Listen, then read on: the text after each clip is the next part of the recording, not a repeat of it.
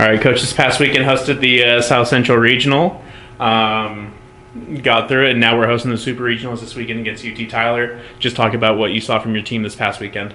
Well, excited. Exciting week. We had like 14 dudes graduate, and that's awesome.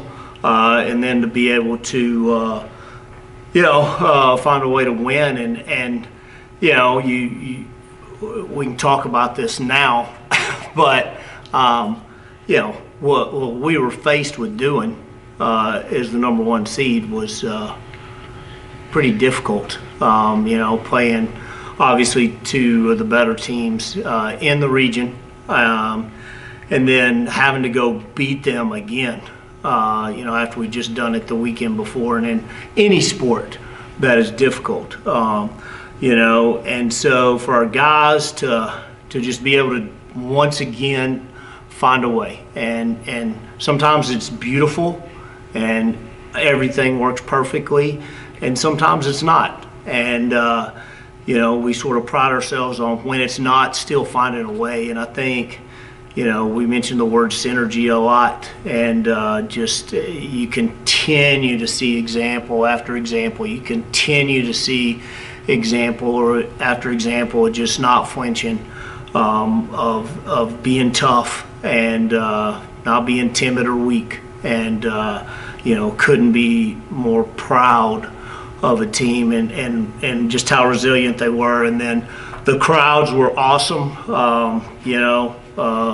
Like to fill that place this weekend. You're going to see unbelievable baseball and be a factor.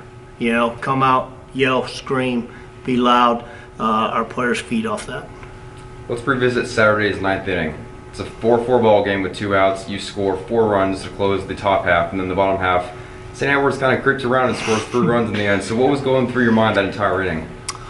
Well, first we wanted to score, and again, if you look at that day, regular season or playoffs, but playoffs, I think even more importantly, 2-out RBIs are so key to a team being successful. And we scored 8 runs with 2 outs. So we got them loaded up for Lane, and he got the big hit there to drive in 2. And then Wes Velocic comes off the bench. Again, I believe they were both 2 strikes. I think Lane's might have been a 1 strike, but Wes's definitely was a 2 strike. And it just says so much, I think, about the people, and their character. To be sitting in an unusual position for Wes Velocic, and still being engaged on the bench and ready to go when called upon. And he gets called upon, and then obviously those 2 tack-on runs proved to be very important, as we needed all of them. And that's one thing, I think that's what we've learned, again, the regular season when we lost the 3 walk-offs at Lubbock. Everybody talks about, pitching didn't do their job or whatever, and I don't think that was true. Our offense didn't do the job by getting the lead increased more earlier, and we've talked about that. And so we had the opportunity and we did it, and so that was really huge. And then they got CNI single, and those things happen. And again, sort of how we've been is we have a really good bullpen, and part of it is the diversity of it, and it's not one guy. And so if it's not for some reason, like Scott Ellis, I thought probably that was the best stuff I've seen him have all year. And baseball can be a cruel game sometimes. And then Luke wasn't his best day, and having to come back-to-back days might have been part of that. And then you got Josh Reed, who's really had St. Ed's number, and he comes in, as a freshman, and boy, he hadn't handled himself that way at all, and come in and get the last 2 outs. So we generally find a way. We hope we pick the right guy that day, but if not, we can always adjust. You talk about diversity. You beat Lubbock Christian by 8, and then when a pitcher's duel in Game 1 versus St. Edward's 1-0, then you obviously win a high-scoring thriller. So what does this say about your team's ability to win in any way, and how does this give you confidence going forward that you can beat any team in really any fashion? Well, I think that's so important. That's the key to being a great team. You've got to be able to win games in multiple ways. You've got to be diverse.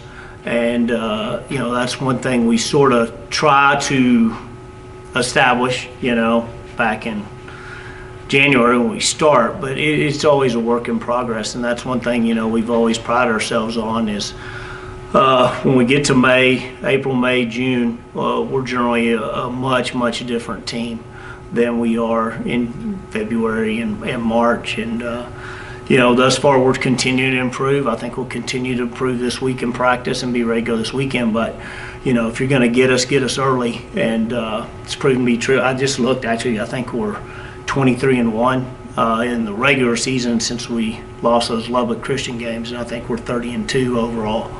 So I'll take that. And over the weekend, did you see what you were hoping to see from your bullpen? Yeah, I mean, they came in and we won. So, I mean, again, at the end of the day, as we tell our pitchers, you need to go throw a shutout. Okay, we needed to do that on Friday, and we did. I still, to this day, there's one player that gets that W or that L by their name, and it ain't a hitter, and it's a pitcher. And there's a lot of responsibility, and a lot of people don't like that responsibility, but I think it's well earned. I know wins and losses in the modern game are not the analytics of choice, but to me it's still the biggest. So if we score 10 and you give up 9, good job. Looking ahead to UT Tyler, you split the regular season series way back in February, lost the first 2, then you came back to win those 2, and then more recently, obviously, you beat them in the LSC tourney. So what can we expect this time in the rubber match? Man, they're good. They're really good. I'm excited to go play them. Obviously, like you said, we've played them every year in February, and again, I think that's not most teams you continue to get better as you go, and I feel that's true with us. And so we've had the opportunity to play them every year in February. And then we played them in the conference tournament, and obviously that was a great game, that we win 3-2 in extra innings. I think they have great pitching. Offensively, they're really good, and defense, and so it's going to be 2 really good teams competing, and they definitely, been in that role before where they want what we have, and we want to keep it. And so they'll be ready to go, and that's where, like I say, I think the crowd can be a big factor, plus for us. We knew, when we played that game in the conference tournament, that was for the 1 seed in the South Central region. Now, if you're talking about the regional, it turns out you'd really probably rather been the 2.